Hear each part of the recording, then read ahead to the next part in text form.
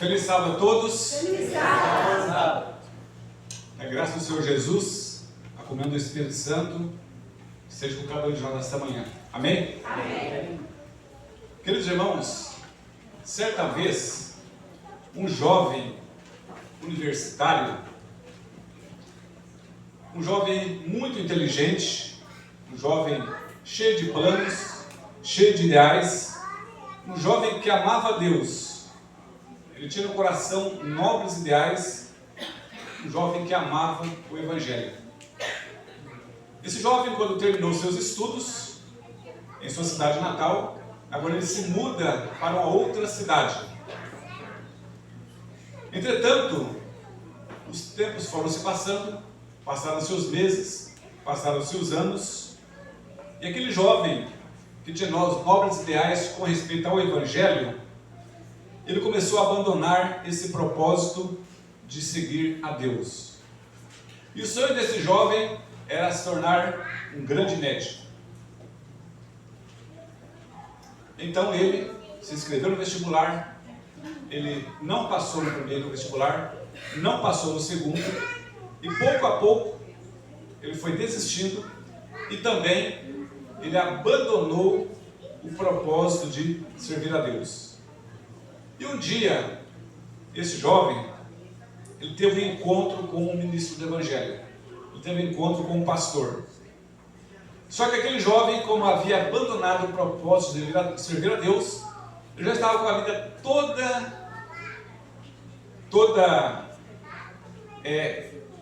podemos dizer a palavra, toda bagunçada. Tinha entrado no mundo dos vícios e poderia notar na sua presença as marcas do pecado. E ele disse então àquele pastor: eu não mais seguirei a Cristo. Não desejo mais fazer a vontade de Deus.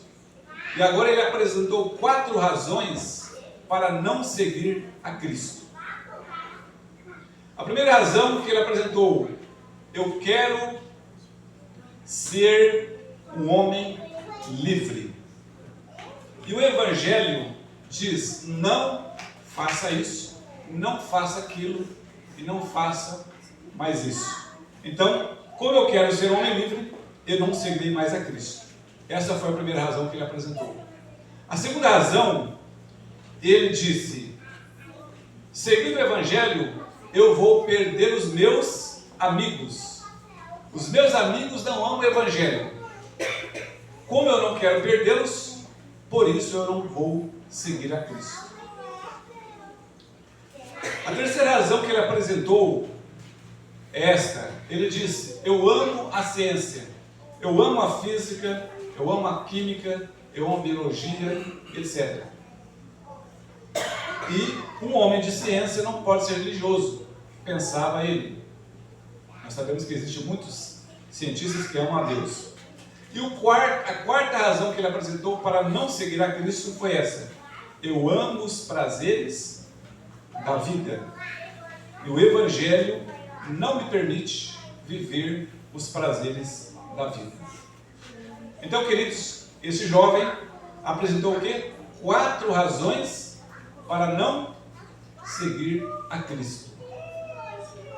O tempo passou, alguns anos se passaram, e de repente aquele pastor que havia tido esse diálogo com esse jovem, ouve alguém bater na porta. Quando ele abre a porta, quem era? Aquele jovem. Aquele jovem agora estava acabado, estava desfigurado pelos vícios. Então ele disse: eu vim aqui em sua casa para pedir uma recomendação. Eu estou desempregado e surgiu uma oportunidade de emprego numa grande empresa, numa companhia de petróleo. Mas eu preciso de alguma recomendação para que eu possa conseguir este emprego. Então o pastor fez aquela recomendação, assinou a recomendação e mais uma vez aproveitou a oportunidade e perguntou para aquele jovem a respeito do Evangelho, quais eram os seus planos. Então ele abaixou a cabeça e mais uma vez disse que não estava disposto de seguir a Cristo. Então o pastor acompanhou aquele jovem até que ele dobrasse a esquina e seguisse a sua vida. Aquele jovem queria seguir os prazeres da vida, o gozo do pecado. Não queria o evangelho. Estava então com a sua vida arruinada. Mas, queridos, o que eu quero falar nesta manhã é sobre 4 razões para seguir a Cristo. Aqui nós vimos na introdução o oposto. Esse jovem apresentou 4 razões para não seguir a Cristo. Mas nós iremos ver nesta manhã de forma sucinta essas 4 razões que devem impactar a nossa vida. A Epístola aos Romanos é um livro muito importante e precioso. E nós encontramos neste livro, o apóstolo Paulo ele apresenta para nós a primeira razão por que nós devemos seguir a Jesus. Notem o que ele diz no livro de Romanos, capítulo 8, versículo 1. Agora, pois, nenhuma condenação há para os que estão onde? Estão em quem? Em Cristo Jesus. Então, queridos, nós temos aqui a primeira razão para nós seguirmos a Cristo. Não há condenação para os que estão em Cristo Jesus. Não há condenação. Mas o que significa isso? Não há condenação. Nós sabemos que por causa do pecado nós estamos condenados ao quê? A morte eterna. A Bíblia diz que o salário do pecado é a morte. Deus disse aos nossos primeiros pais, Adão e Eva, que no dia que eles pecassem, eles morreriam. Foi uma sentença. E o homem pecou. O homem estava então condenado à morte. E o homem não podia morrer e tornar a viver, porque o homem não tem vida em si mesmo. Então, vem o milagre do Evangelho. O homem condenado ao mais completo naufrágio, sem esperança, sem nenhuma perspectiva para o futuro. E agora então, a Bíblia diz que nenhuma condenação há para os que estão em Cristo Jesus. A sentença de morte que foi decretada para o ser humano, agora nós encontramos a redenção em Cristo Jesus. Não há condenação para aqueles que estão em Cristo Jesus. Podemos ilustrar essa verdade com uma experiência que aconteceu nos Estados Unidos. Existia ali um grande criminoso. E esse criminoso ele foi condenado à prisão perpétua. Entretanto, esse criminoso ele foi visitado certa ocasião por um missionário, um homem que levava a Bíblia, a palavra de Deus. Então aquele preso, ele começou a ler a Bíblia, começou a se dedicar a estudando a palavra de Deus. E a sua vida, ela foi transformada de forma extraordinária. Aquele homem que era um criminoso, aquele homem que era uma pessoa má, transformou-se no melhor dentre todos os presos. Um homem respeitado.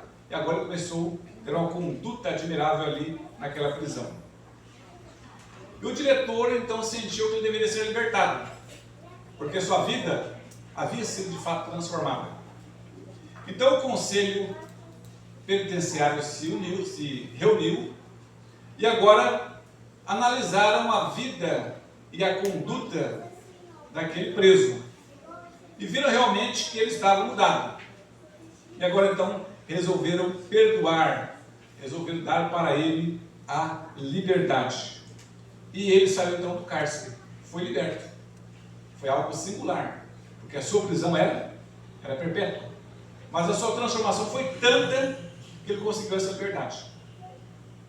Porém, ele não estava feliz, ele não tinha paz em seu coração, porque ele sabia que lá no tribunal existia um processo onde estava descrito detalhe por detalhe de todos os crimes que ele havia cometido. Embora ele estivesse livre, havia essa condenação para com a sua pessoa. Todos os crimes ali relatados.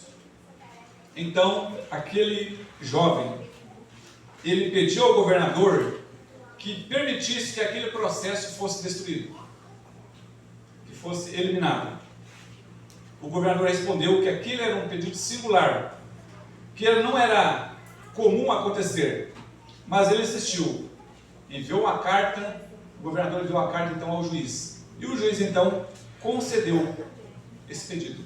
Foi entregue a ele aquele processo, com todos os crimes que ele havia cometido. E agora o que ele fez? Lançou aquele processo no fogo. E agora tudo foi destruído. Então agora não existia mais nenhuma condenação, porque todo aquele processo havia sido destruído. Ele estava livre e não tinha contra ele nenhuma condenação. Queridos, assim também acontece quando nós seguimos a Cristo. Nenhuma condenação está sobre nós, porque o sangue de Jesus Cristo, ele nos limpa de todo o pecado. E quando agora Deus olha para o pecador, quem ele vê? Cristo. Ele vê Cristo, ele vê a vida perfeita de Cristo. Ele não encontra agora nenhuma condenação. Aquela vida manchada pelo pecado, agora ela é limpa. Certa ocasião, uma professora, ela estava falando com um grupo de crianças, e ela disse algo interessante. Ela disse que Deus pode fazer qualquer coisa. A professora disse para as crianças: Deus pode fazer qualquer coisa. E uma criança levantou a mão e disse: olha, não, professora, há uma coisa que Deus não pode fazer. Agora a professora ficou admirada. E ela disse: o que Deus não pode ver os meus pecados através do sangue de Cristo. Então, quando estamos em Cristo, Deus não consegue ver, porque o sangue de Jesus nos purifica de todo o pecado. O apóstolo, o profeta Isaías, no capítulo 53, versículo 5, nós temos essa profunda declaração: mas ele foi ferido pelas nossas iniquidades, pelas nossas transgressões, e moído pelas nossas iniquidades. O castigo que nos traz a paz estava sobre ele, e pelas suas pisaduras fomos sarados. Então, queridos, esta é a primeira razão de seguir a Cristo. Não há condenação. Estamos livres, completamente livres. Nosso caso está limpo no juízo. Para ilustrar um pouco mais essa primeira razão, eu quero trazer para os irmãos aqui uma experiência também de um professor. Um professor que teve uma grande responsabilidade de cuidar de uma sala com apenas 47 alunos. Nós temos aqui alguns professores, já cuidou de 47 alunos, Shirley? Uma sala? 47? É. Eu já tive 40. 40, olha só. E um detalhe é que esta sala era uma sala problemática. Alguns professores haviam fracassado naquela sala de aula. E este professor, então, foi convidado para cuidar dessa sala. Era um grande desafio. Porque agora, o que ele iria fazer para mudar o quadro daquela sala de aula que não era muito bem vista? Então, no primeiro dia de aula, o professor reuniu a todos e disse: olha, nenhum regulamento haverá mais nessa classe. Quem fará o regulamento são vocês. Então começou desta forma: vocês alunos é que vão fazer o regulamento. Eu sabia que ele tinha alunos de todo jeito, né? Revoltados, alunos realmente difíceis. Então levantou a mão e disse: olha, professor, para todos os alunos que briguem uns com os outros, 10 palmadas na mão. O professor disse: muito bem, então anotou lá. O outro levantou a mão e disse: professor, para quem for mal criado nessa classe, para como professor, levará 10 ações. O professor anotou lá, na sua agenda. Levantou-se um outro e disse: professor, para quem roubar algo aqui na classe, será 15 açoites com as costas desnudas, sem a roupa, sem a camisa. O professor, então, tomou nota. Então as crianças fizeram o regulamento daquela classe. E depois de pronto o regulamento, o professor não tinha nenhum problema, porque agora todos conheciam o regulamento. Inclusive eles haviam criado aquele regulamento. Muito bem, o tempo passou. Estava tudo indo muito bem. Até que determinado dia, um menino gritou: professor, roubaram minha mochila. E agora então, o professor fez a fila. Mandou fazer a fila, uma classe, e agora começou a revistar, um por um. Aliás, havia roubado a merenda daquele jovem, daquele menino. Agora o professor começou a revistar uma mochila de cada um, fizeram uma fila na classe, até descobrir quem foi que havia roubado a merenda. E quando eles examinaram vários alunos, em dado momento, encontraram a mochila, a merenda, na bolsa de um menino, na mochila. Ele chamava-se Joãozinho. E agora o que fazer? Qual é o regulamento? 15 açoites desnudo nas costas para que roubasse. E agora a lei precisava ser cumprida. Então agora foi tirada a camisa daquela criança, e agora começou o primeiro açoite. Porém, quando tiraram a camisa, perceberam algo interessante. Ele estava completamente desnutrido, estava desfigurado, era uma criança desnutrida. Então entenderam que ele havia roubado a merenda porque ele não tinha algo que comer em casa. Mas a lei precisava ser cumprida. Então o primeiro açoite foi dado, o segundo açoite foi dado, o terceiro açoite foi dado, quando eles não aguentaram mais o momento. Alguém levantou a mão: professor, não continue, ele não vai resistir. Eu posso receber a pena no lugar dele? O professor disse: olha, a lei diz que deve ser 15 açoites. A lei precisa ser cumprida. Se você aceita, você pode vir à frente. Então aquele outro amiguinho foi à frente e o professor aplicou os 15 açoites naquela criança.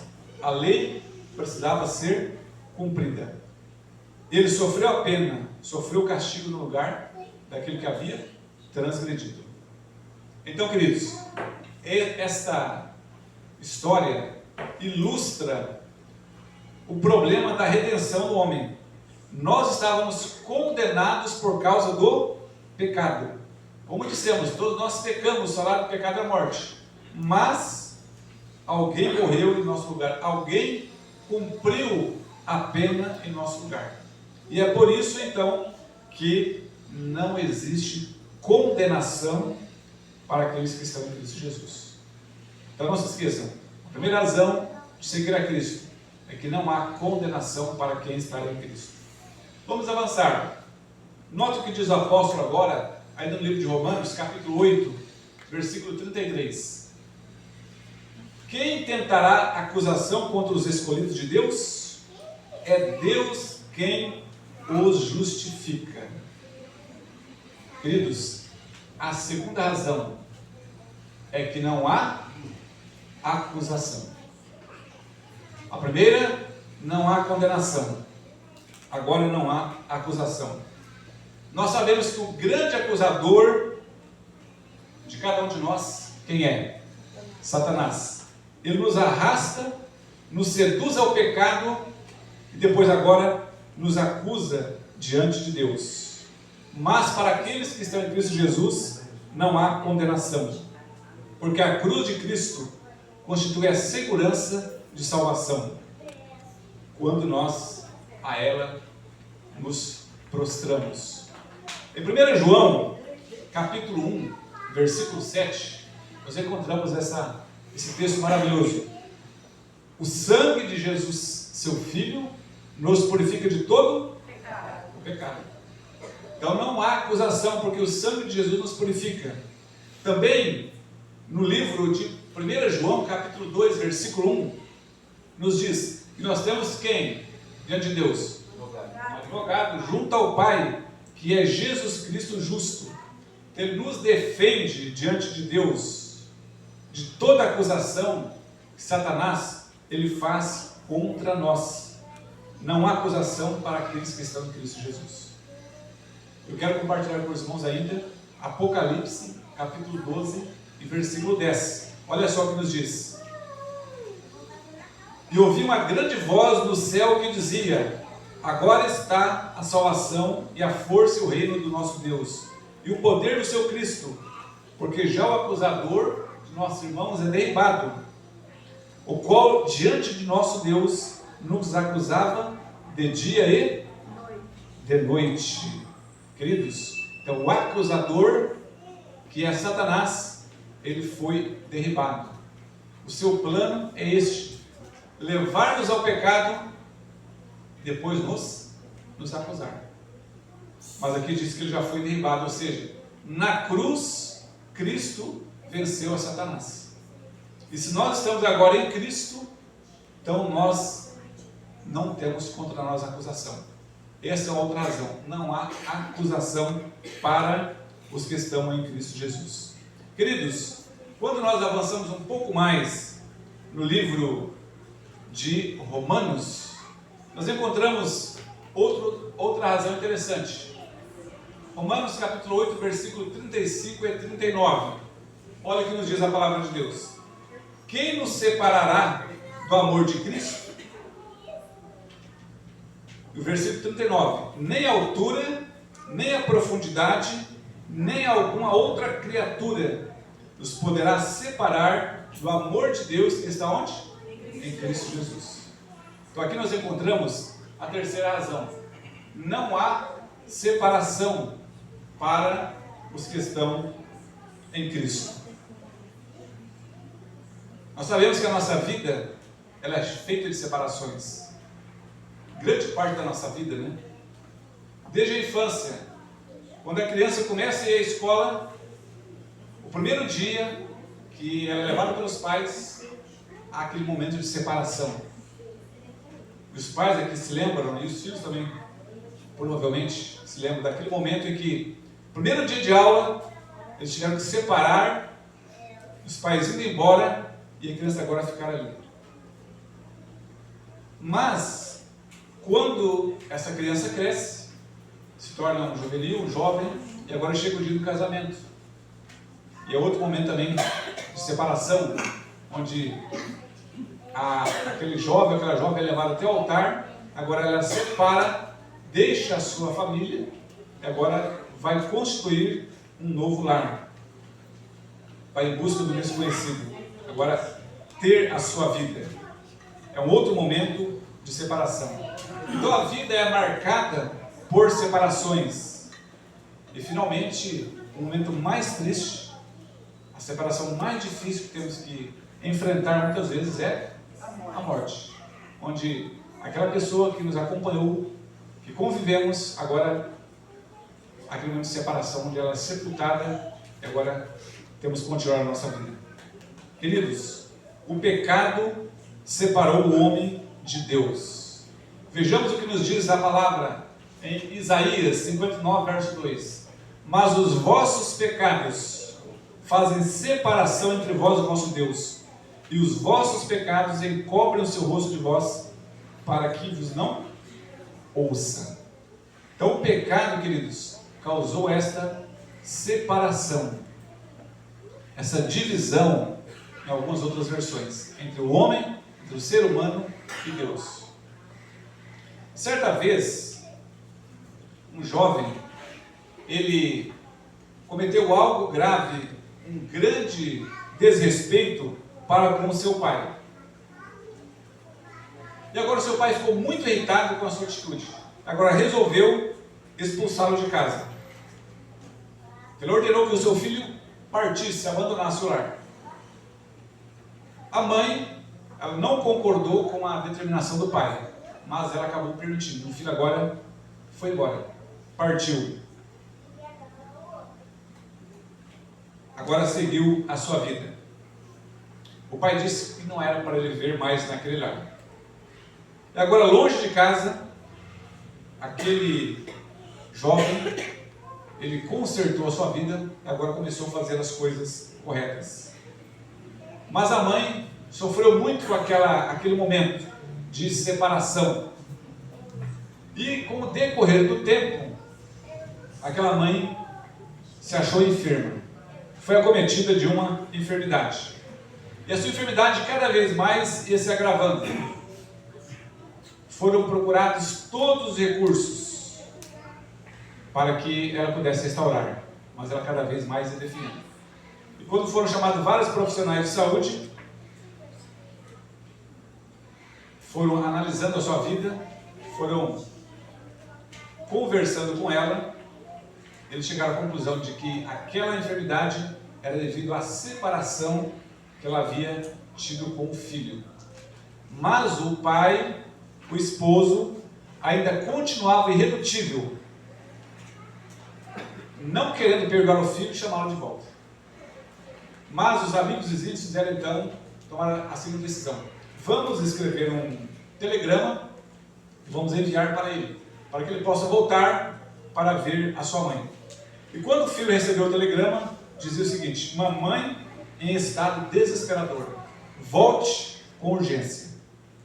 Então aquele filho tomou o primeiro transporte, e agora começou a viajar, viajou dias e noites, até que enfim, ele chegou naquela pequena estação, que não ficava longe da sua casa. Agora ele olha, ali próximo, havia luzes, ele chegou à noite, ele viu uma pequena luz, que era a sua casa. Ele agora se dirige para lá. E quando ele chega, encontra ali a sua mãe no leito, bastante débil, e o seu pai ao seu lado. Ele entrou e o seu coração pulsava descompassadamente. E ele então contempla a sua mãe pálida, débil, e quando a mãe viu aquele filho, ela abriu um sorriso feliz da vida.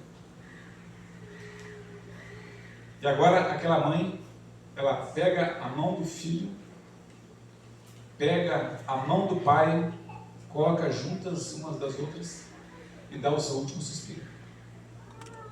Ela descansou, mas ela uniu o pai ao filho, ela reconciliou ambos. Aquela separação que existia, ela quebrou. E assim, queridos, acontece conosco. Nós estávamos separados de Deus, numa condição irreconciliável, numa condição deplorável, mas através da morte de Cristo na cruz do Calvário, nós somos agora reconciliados com Deus. Essa separação, ela não existe mais. É por isso que Paulo diz então no texto, que nem a morte, nem a vida nos poderá separar do amor de Deus que está em Cristo Jesus. Quando nós estudamos um pouquinho sobre os heróis da fé, principalmente na Idade Média, nós encontramos ali muitos cristãos, que foram queimados, foram torturados, foram mortos, foram jogados na fogueira, outros foram devorados por feras. Segundo a história, mais de 50 milhões de cristãos foram mortos, deram seu sangue pelo Evangelho. Mas eles não se separaram de Cristo. Mesmo na fogueira, eles estavam ali demonstrando a sua fé em Cristo. Então, queridos, a terceira razão é que não há separação, não há condenação, não há acusação e não há separação para aqueles que estão em Cristo Jesus. E finalmente nós temos a quarta razão, ainda no livro de Romanos 8:37.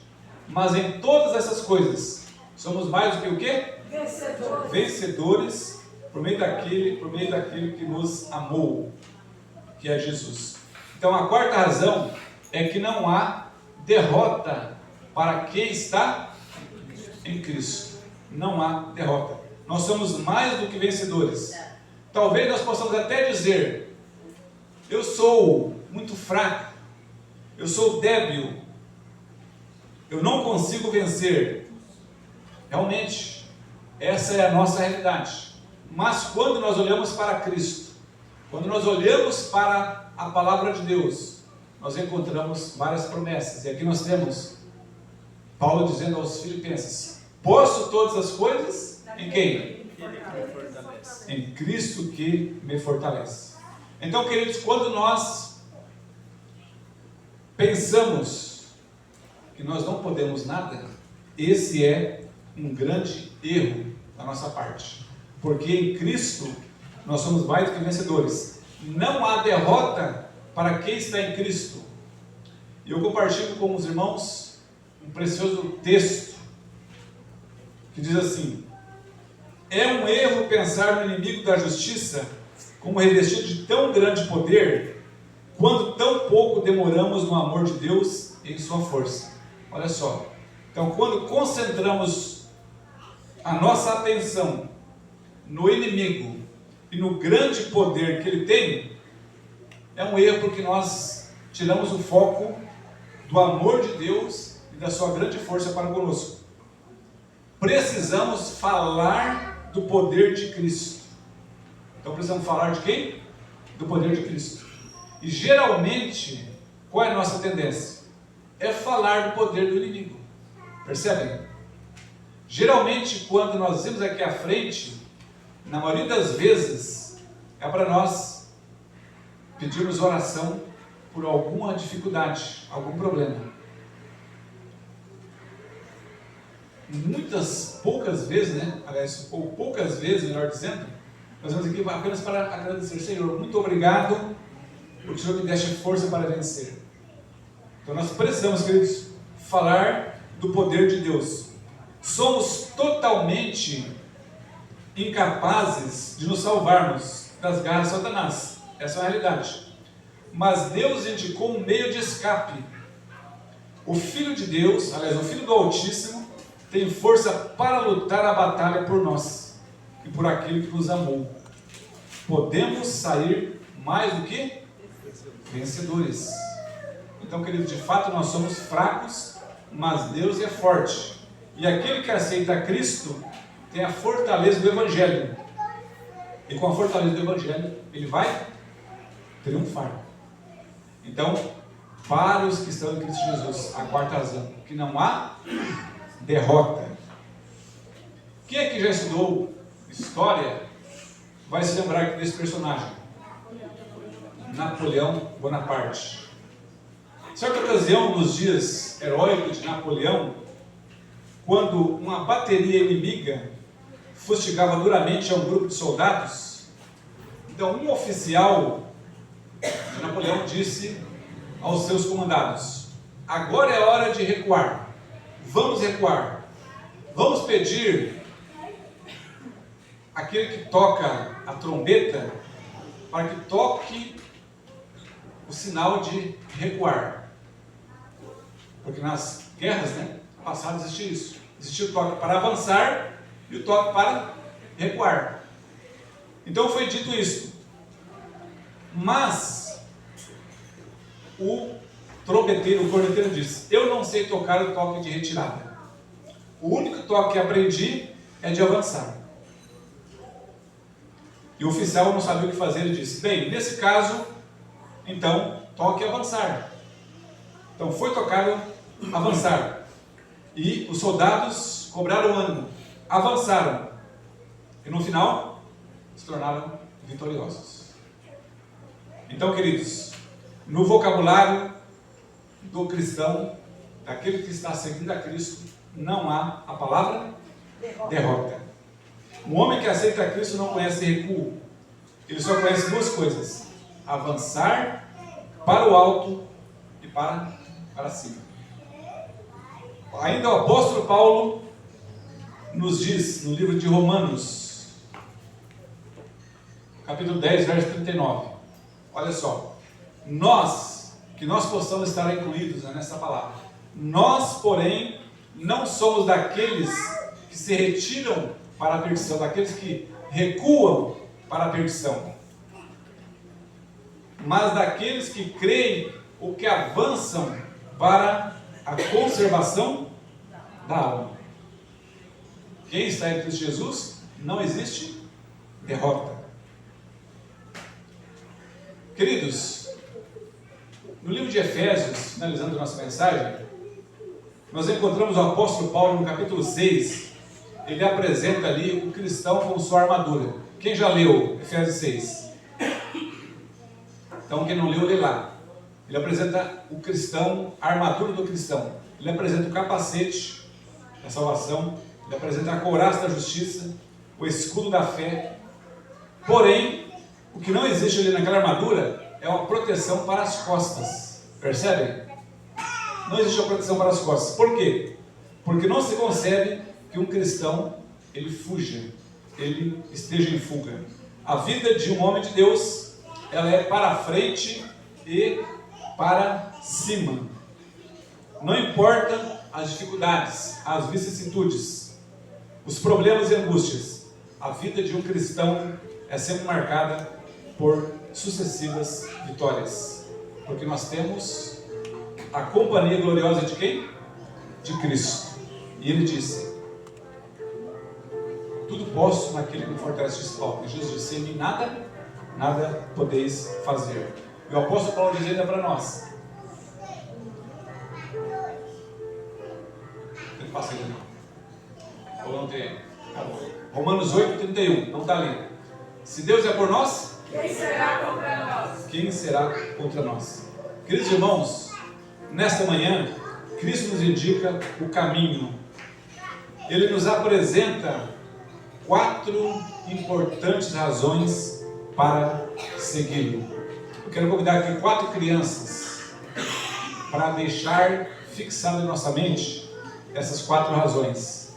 4 crianças, por favor, aqui à frente, para me ajudar, para nós concluirmos a nossa mensagem. Mas, vocês fiquem aqui em cima, por favor, as crianças. Temos aqui o Davi, a Mariane, Sofia, vai ficar um momentinho, e o Eduardo. Só que eu quero perguntar aos irmãos agora: qual que é a primeira razão que nós apresentamos para seguir a Cristo? Não há nenhuma condenação para os que estão em Cristo. Então vou começar aqui com o Eduardo. Não há nenhuma condenação. Segunda, Eduardo, nossos 3 irmãos. A segunda. Não há acusação. Está vendo colinha, Daniel? Não há acusação. A terceira. Não há separação. Não há separação. E a quarta, não há derrota. Queridos irmãos, que o Senhor possa abençoar a cada um de nós esta manhã. Que cada um de nós possamos fixar essas razões para seguirmos a Cristo. Não há condenação, não há acusação, não há separação e não há derrota. Que todos nós possamos avançar cada vez mais, dia após dia, firmando a nossa fé até alcançarmos a vitória final, a cadência celestial. Amém? Amém.